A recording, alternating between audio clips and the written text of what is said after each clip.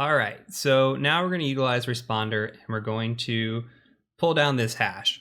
So you should already have the Impact Toolkit installed. If you don't, there are multiple videos here, so please be watching the videos all the way through. Don't skip ahead, or go out and Google Impact GitHub and install it that way.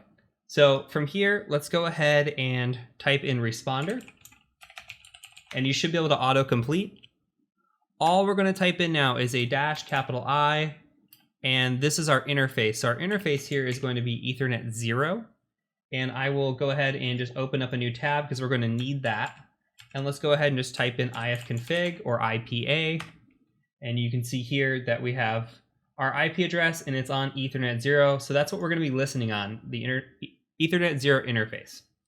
And then the rest that we're going to need is just a -RDW.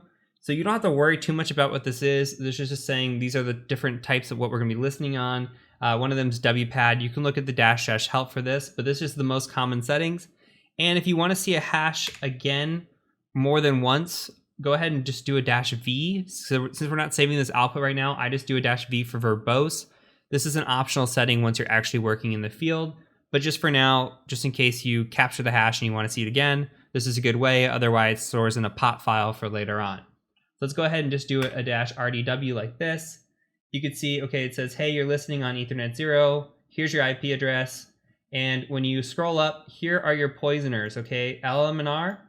And then when LLM and R fails, it actually goes down and works on MBTNS. So it goes DNS, LLM and R, MBTNS. It's also listening on DNS, and it's doing a few different things here. It's running a few different servers, and all we're doing is running those servers in the middle just to see if we can get a connection from any of these and try to intercept and respond back.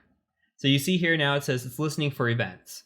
So go ahead and go over to your Windows machine, and you can see that I've actually put my Windows machines just as a lab setting. This is kind of what's nice about having the actual Pro version, is you can just keep all of your Windows machines in one area. So I've got my Windows machine spun up. I've got Windows Server 2016, and I've got the Windows 10 Frank Castle machine spun up. So the Punisher and the Windows Server. And what we're going to do is we're just going to open up a file share like this, or a folder. And I'm just going to point this right at our attacker machine. So mine was 192.168.57.139, I do believe. Let's go ahead and double check that. 57.139, okay. And then all I'm going to do here is hit enter. And it shouldn't resolve, right? This should wig out. Nothing should happen here. And you see it's trying to enter your network credentials. Access is denied. We actually do have a server up and running, an SMB server. And look what's happened here. But like we do have the SMB server up and running, so it's trying to connect to that. But you can see that it has pulled down the hash, and it pulled it down twice, which is fine.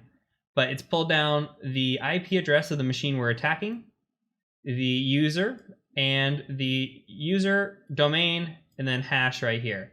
So everything that we talked about in the last one, this is exactly what happens. So let's go ahead and recap this, and I'm going to blow this up. So you're on your first assessment, you're sitting on an internal, and first thing you want to do, at least in my playbook, one of the first things I'm doing, I'm running Responder.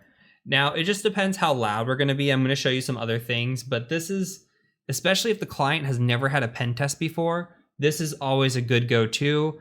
Now, clients are getting smarter about this attack and technique, and we'll talk about that in the actual defense video for this, but clients are getting smarter about this, and they're starting to turn this off.